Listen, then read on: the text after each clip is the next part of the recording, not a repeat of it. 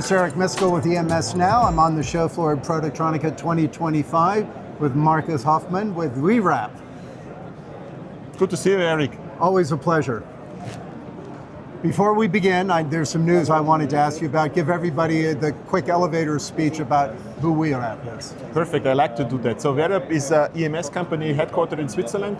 We have 6 sites in Europe, mainly for electronics, for inductive goods, for cabling and for box build.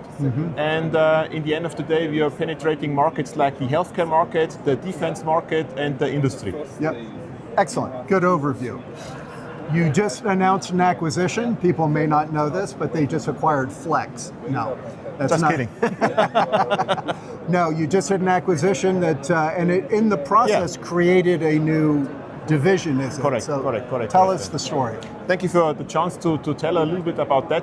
So yeah, it's true. So in May this year, we got engaged with a company from Lake Constance.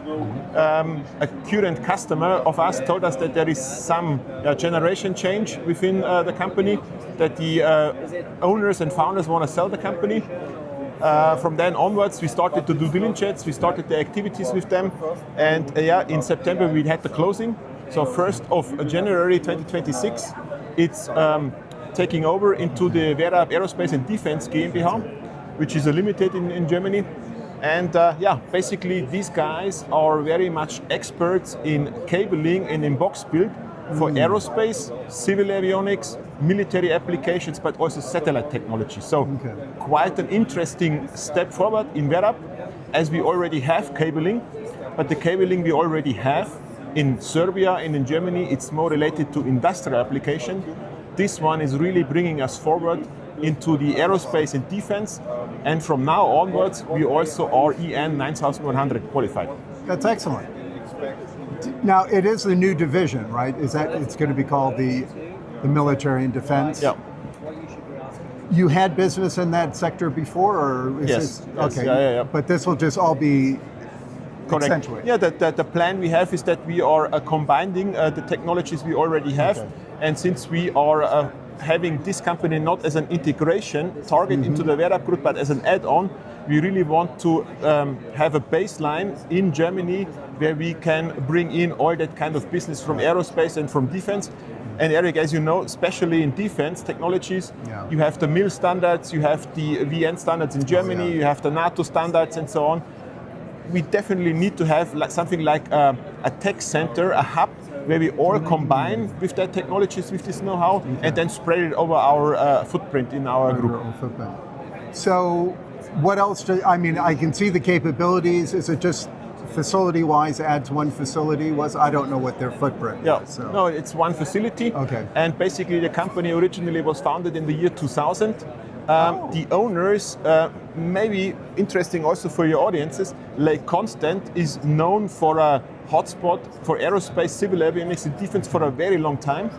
The previous owner and founder, he worked for several companies in his life, then founded the company in 2000 and then ramped up a business, especially for cables and box build for these kind of companies in the region, but also all over Europe and all over Germany. Yeah.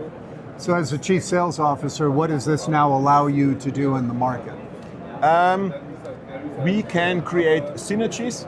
We can create better technology setups. We try to do upselling and upselling in a way that we can integrate the certification know-how from this side into the technologies we have beside that. And in the end of the day, we also brought in, of course, a customer base which is very strong. And this is one of my tasks for the early 2026 to get engaged with these customers as well, to show them what the group is able to do.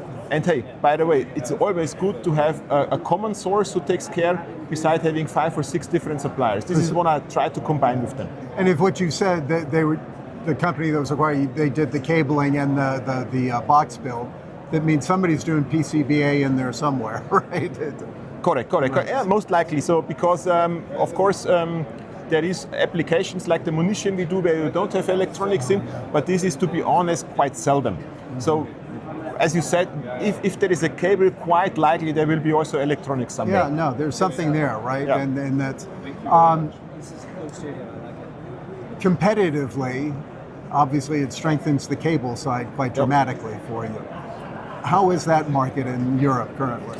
To be honest, before I joined WERAP, I was mainly really on the PCBA side.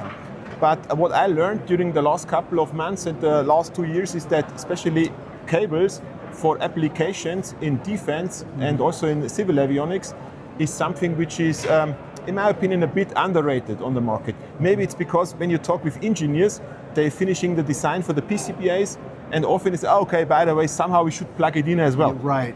And this is something we can offer to our customers as well. So we can not just do the assembly, but we can also help in industrialization and in R&D activities for cables.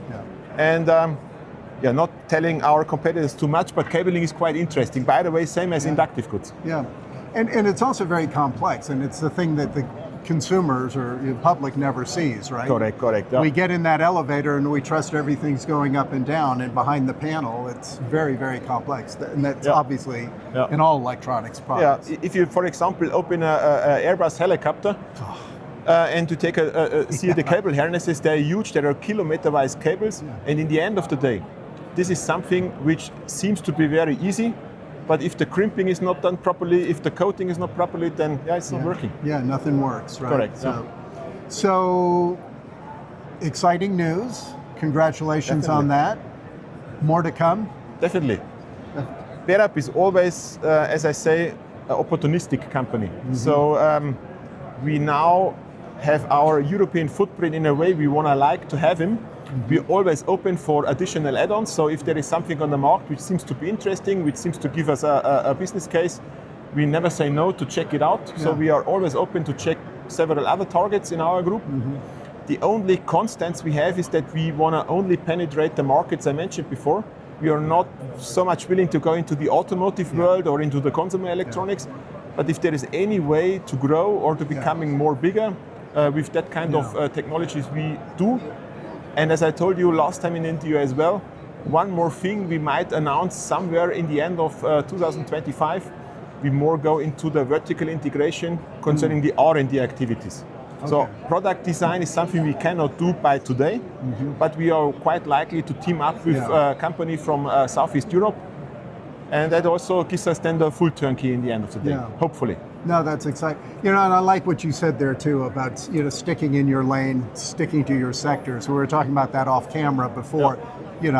EMS of old would do any business as good business. The reality is it isn't, right? You need to be good at what you do, stay true to who you are in the sectors, and say no to those other opportunities that undoubtedly come your way. Definitely, and there is always two sides to the coin. So in the end of the day, if there is companies who are having the machinery prepared for extremely high volumes, for automotive specifications, for the certification, go ahead. So sooner or later, maybe this market will pick up again as well. But in my opinion, believe that it's always a bit, let's say, not so clear to the customer base if you are trying to be in everywhere. So better, as you say, stay in your lane, do what you can do the best, try to get better with that.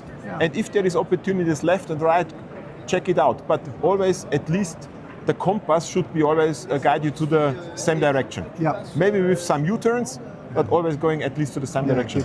It's like an airplane doesn't fly straight, right? It always adjusts course, so it's the same type of thing.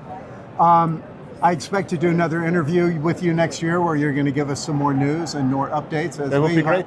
At WERAP, it's an impressive company, continues to grow, and I wish you continued success. Thank you very much, Eric.